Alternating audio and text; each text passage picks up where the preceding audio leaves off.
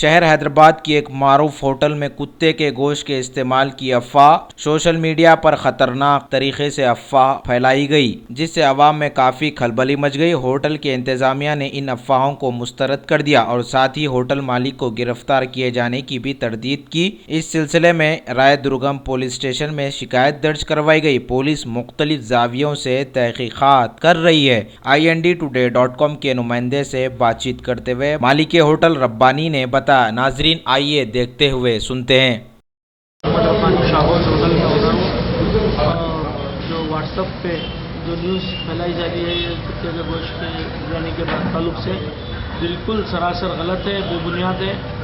اور آپ لوگ دیکھ سکتے ہیں یہاں پر شاہوز میں کہ جھوٹ کی بنیاد پر یہ لوگ جھوٹ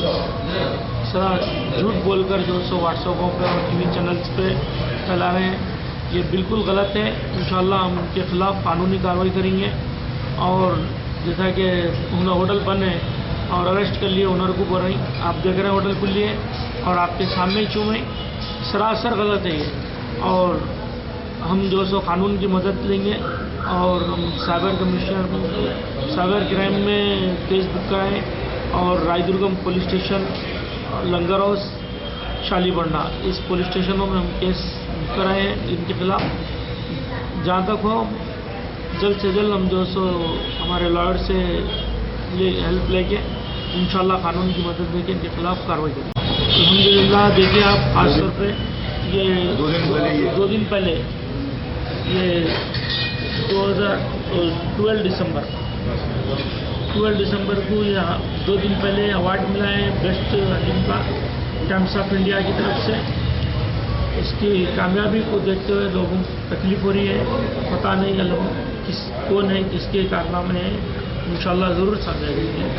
حیدرآباد کی مشہور و معروف شاہ غوث ہوٹل گروپ کے خلاف کچھ منظم سازش کر کے ہوٹل کے فوٹوز کو فیبریکیٹڈ کر کے یہ بتایا گیا کہ اس ہوٹل میں کتے کا گوشت سپلائی کیا جا رہا ہے، جس میں گریٹر حیدرآباد میونسپل کارپوریشن اور پولیس کا بھی نام جھوٹے طور پہ لیا گیا۔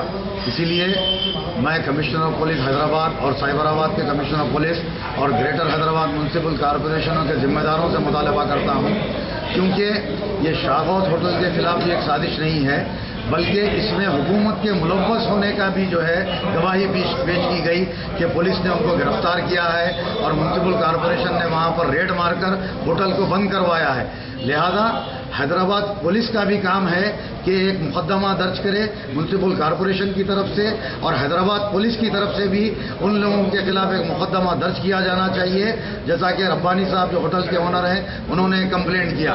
جبکہ یہ فیبریکیشن آندھرا پردیش، حیدرآباد اور تلنگانہ کی پولیس کے خلاف بھی ایک سازش ہے اور میونسپل کارپوریشن کے خلاف بھی ایک سازش ہے۔